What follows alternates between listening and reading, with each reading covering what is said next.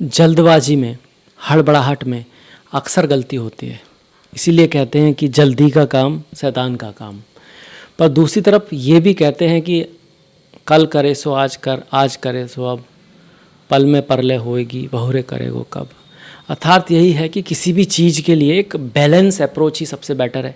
बहुत ज़्यादा जल्दबाजी करने से, अधैर्यता करने से भी काम बिगड़ेगा ही, और अगर हम उसको समय पे स्टार्ट नहीं करेंगे, डिले करेंगे, तब भी काम बिगड़ेगा। तो बीच का जो रास्ता है उसी को गोल्डन वे भी कहते हैं, वही आपको यूज़ करना चाहिए। मैं हूँ आपके साथ डॉक्टर दिलीप, और वृषभ राशि के लिए जुलाई का जो राशिफल है उसको लेकर हाजिर हूँ। महत्वपूर्ण महीना है। इस महीने में सूर्य और गुरु का संगम होगा। सूर्य राजा है और गुरु ज्ञान है। राजा के पास कॉन्फिडेंस तो होता ही है, क्लियरिटी भी होती है, थोड़ा ज्ञान भी हो तो फिर क्या ही बात। ये योग बनेगा 16 जुलाई के बाद आपके तृतीय भाव में। इसके साथ साथ केतु और शुक्र भी रहेंगे। शुक्र का महत्व इसलिए है क्योंकि वो तो आपकी राशि के स्वामी हैं। 4th हाउस में केतु और शुक्र की युति हो रही है 5 तारीख से वृषभ राशि के लिए। वहीं आप ही की राशि में मंगल रहने वाले हैं। युद्ध के देवता मंगल, सेनापति मंगल, साहस के देवता मंगल प्रथम भाव में रहेंगे। शनि एकादश भाव में अच्छा गोचर माना जाता है, पर वक्री होंगे महीने के एंड में 27 तारीख से। इस पे बात करेंगे। वहीं आपके चार्ट के महत्वपूर्ण ग्रह बुध, वो वक्री होकर अपनी राशि में आ जाएंगे और 24 तारीख तक आप ही की राशि, मतलब अपनी ही राशि में, मिथुन राशि में रहने वाले हैं। उसके बाद फिर वो मार्गी हो जाएंगे। कर्क में थे, अब वक्री होकर आप अपनी राशि में आ गए, यहाँ पर पीछे पीछे जाएंगे, फिर 24 तारीख से फिर मार्गी हो जाएंगे। इस तरह से होगी बुध की गति। राहु केतु को आप जानते ही हैं, राहु आपके दशम में है और केतु आपके सप्तम में है, और शनि आपके एकादश में चल ही रहे हैं। अब बात करते हैं रिजल्ट की।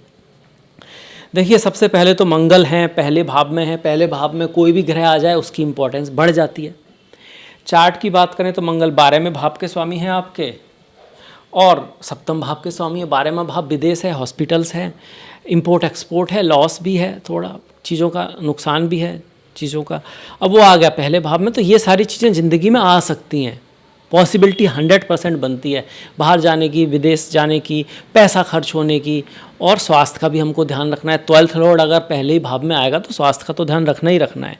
साथ में 7th लॉर्ड भी है। 7th लॉर्ड शादी, विवाह, व्यापार, बिजनेस, न्यू लोग, नए लोग, नई यात्राएं, ट्रैवल, ये सब भी हो सकता है।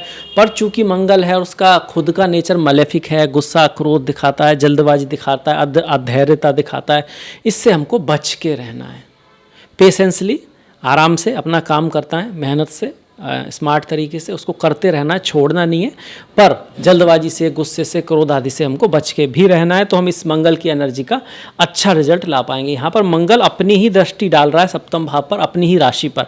तो बिजनेस व्यापार के लिए बुरा नहीं है। इसको बस आप अपना थोड़ा सा ध्यान रखोगे तो आपके बिजनेस व्यापार पार्टनरशिप में ये मदद करने वाला है।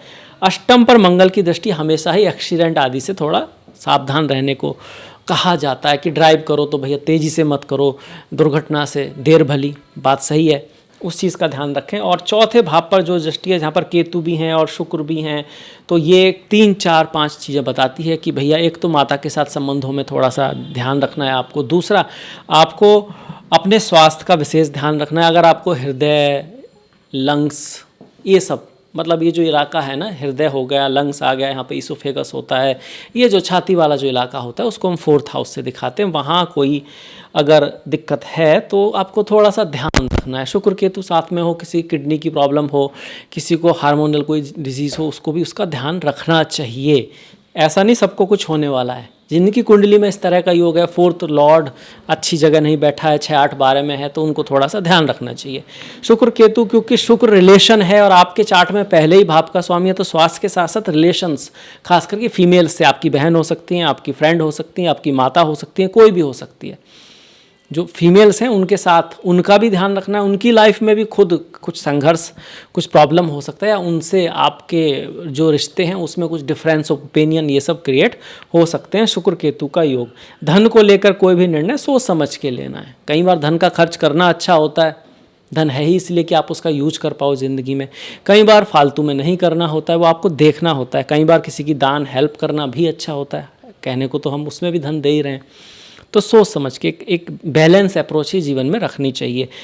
छठे भाव का स्वामी है, चौथे भाव में आ रहा है, तो माता की लाइफ में कुछ उतार चढ़ाव रह सकते हैं, माता के स्वास्थ्य का आपको ध्यान रखना चाहिए। अब बात करते हैं शनि की। शनि तो एकादश में अच्छे हैं, पर अब क्या हो गए, वक्री हो गए। वक्री होकर क्या कह रहे हैं कि भाई जाने से पहले सब कुछ देख लो, चेक कर लो। आप कोई भी काम करने की जल्दबाजी करने से पहले कि आपकी तैयारी पूरी है या नहीं है। इसका ये अर्थ नहीं है कि तैयारी जब पूरी होगी तब हम काम शुरू करेंगे, क्योंकि तैयारी कभी पूरी होती ही नहीं।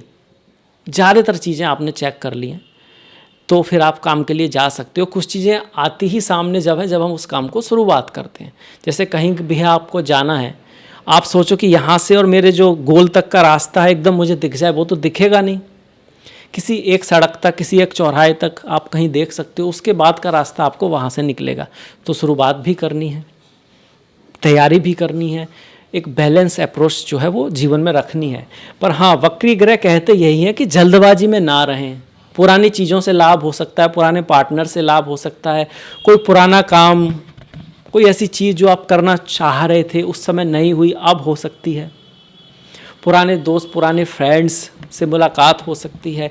11वां भाव आपके बड़े भाई बहनों का होता है, सीनियर्स का होता है, फ्रेंड सर्कल का होता है। तो उनकी वजह से या उनकी लाइफ में कुछ बदलाव हो सकते हैं। इस चीज़ को भी शनि यहाँ पर दिखा रहे हैं। वैसे एकादश भाव में शनि अच्छा ही रिजल्ट देते हैं। थोड़ा ध्यान इस बात का रखना है कि शनि डिले कराते हैं, तो चीज़ों में डिले जानबूझ के ना करें।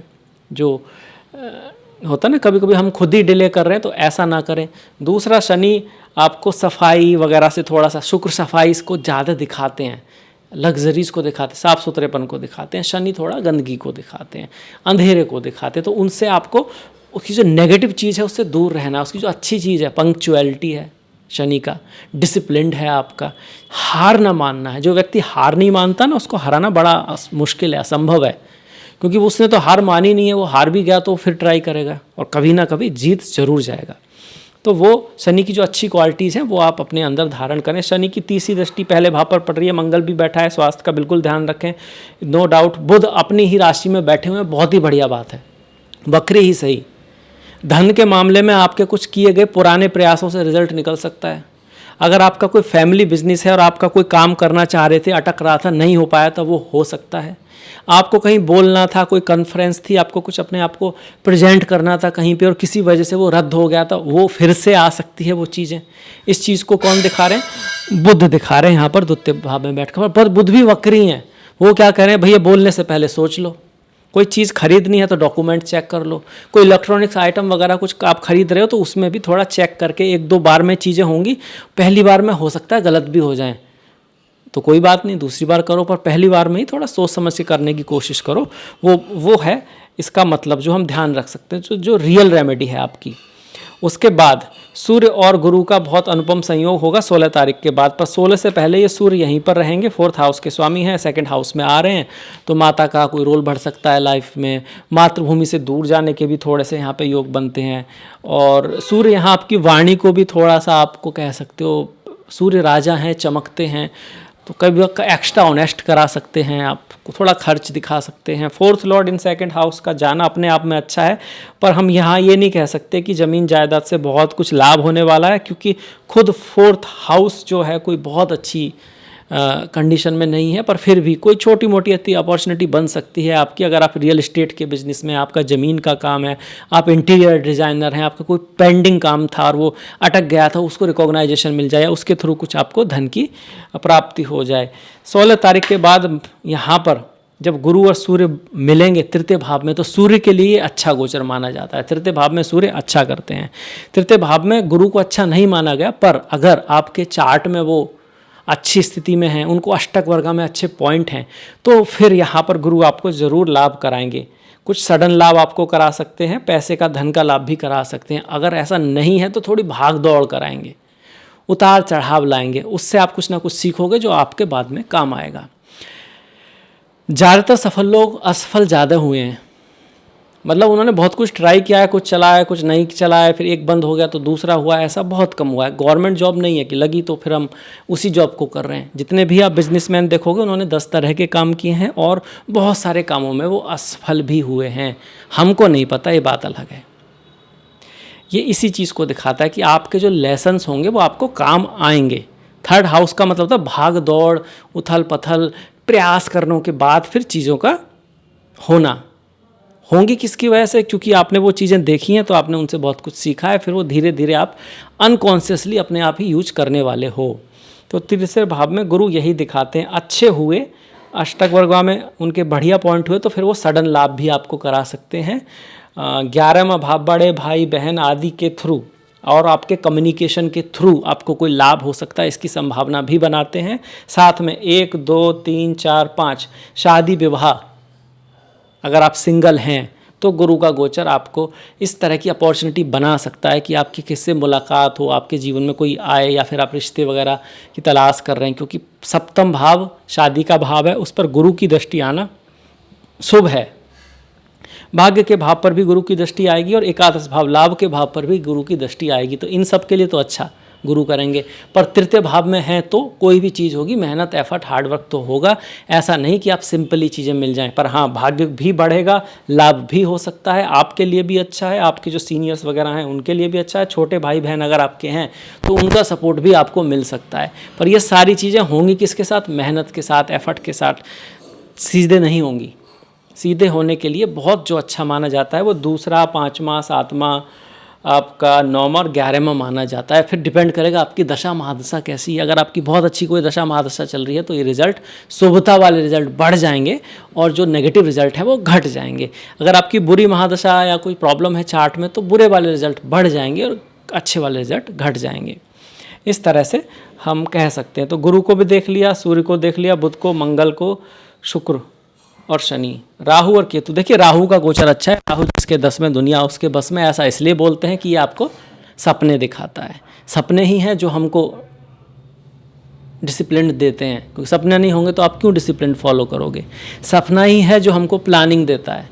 किसी सपने के लिए ही तो आपको प्लान करना है ना, नहीं तो आप प्लान ही क्यों करोगे। कर भी लोगे 1-2 दिन, पर जब तक कोई चीज़ आपको प्रेरित नहीं कर रही, इंस्पायर नहीं कर रही, आप लगातार नहीं कर पाओगे। तो राहु दशम में एक सपना देता है, एक इंस्पिरेशन देता है, एक एम्बिशन देता है, महत्वाकांक्षा देता है, जिसकी वजह से व्यक्ति काम करता है, मेहनत करता है, एफर्ट करता है और फिर उसी की वजह से कहीं ना कहीं कामयाब भी होता है। ध्यान भी रखना होता है। राहु जब दशम में हो तो धोखे में नहीं पड़ना, धोखा नहीं देना, जेन्युइन चीज़ों की तरफ जाना है हमको। आउट ऑफ द बॉक्स चीज़ें, फॉरेन लैंड की चीज़ें आपके लिए अच्छी हो सकती हैं, बढ़िया हो सकती हैं। अदर कास्ट के लोग, बाहर के लोग आपके लिए ज़्यादा अच्छे साबित हो सकते हैं। इस चीज़ को दिखाता है राहु दशम में। अब इसके बाद थोड़ा सा त्योहारों की बात कर लें, और त्योहारों में सबसे पहले है जगन्नाथ यात्रा, 16 जुलाई को है, और आषाढ़ी एकादशी 25 जुलाई को, जिसको हम देवसयानी एकादशी भी बोलते हैं। ओम नमो नारायणाय, ओम नमो भगवते वासुदेवाय। यहीं योगिनी जो एकादशी है वो 12 तारीख की है, माफ़ कीजिएगा, योगिनी जो एकादशी है वो 10 तारीख की है, और 12 और 26 का है प्रदोष व्रत, और 12 की ही है शिवरात्रि, चिदानंद रूपा शिवोहम शिवोहम ओम नमः शिवाय। 29 जुलाई की है गुरु पूर्णिमा। गुरु गोविंद दो खड़े, काके लागू पाए, बलिहारी गुरु आपने गोविंद दियो बताए। गुरु का बड़ा महत्व है, वो उस रास्ते से चल चुका है, उस रास्ते से जा चुका है, वो आपको बता सकता है कि कहाँ कैसे क्या हो सकता है। वो बात अलग है, चलना आप ही को है, पर महत्व गुरु का बहुत है। और भारत ने इतना महत्व दिया भी है। यही कारण है कि भारत ने बहुत सारे गुरु दिए हैं पहले से ही। कृष्ण, शिव, आपने शिव सूत्र पढ़े होंगे, भगवत गीता पढ़ी होगी। मेनली लाइफ को दिखाने के मामले में ज़्यादा है वो, जीवन जीना कैसे है, ये सारी चीज़ें बहुत सारी हैं उसमें। फिर शंकराचार्य हुए, हमारे माधवाचार्य हुए, और मॉडर्न गुरुओं में बात करेंगे तो आपके ओशो हो गए, जिद्दू कृष्णमूर्ति हो गए, इसके अलावा गुरु नानक हो गए, महात्मा बुद्ध हो गए, जैन मुनि आप जानते ही हैं, है ना, महावीर। तो बहुत सारे गुरु भारत ने दिए इसी के चलते। अब कोई चीज़ प्लस है तो कुछ माइनस भी है, पर मोस्टली इसकी वजह से भारत ने सिर्फ अपने को ही नहीं, पूरी दुनिया को बहुत बड़े बड़े लोगों को दिया है। 3 तारीख की संकष्टी है, 14 तारीख की आषाढ़ अमावस्या है और 16 तारीख की कर्क संक्रांति है। सूर्य कर्क राशि में प्रवेश कर जाएंगे। जैसे जब मकर में करते हैं तो कहते हैं उत्तरायण हो गए, तो कर्क में प्रवेश करेंगे तो कहेंगे दक्षिणायन हो गए। तो ये भी एक महत्वपूर्ण बात है कि सूर्य जो है अब कर्क राशि में आ रहे हैं। तो ये थे सारे ग्रहों की जानकारी। क्या प्रोबेबिलिटी बनती है, क्या संभावना बनती है जुलाई में वृषभ राशि वालों के लिए। मुझे आशा है कि आपको अच्छा लगा होगा, पसंद आया होगा। ये एनालिसिस कैसा लगा ज़रूर बताइएगा, कमेंट कीजिएगा। अभी तक सब्सक्राइब नहीं किया है और आपको ज्योतिष पसंद है तो सब्सक्राइब कर सकते हैं।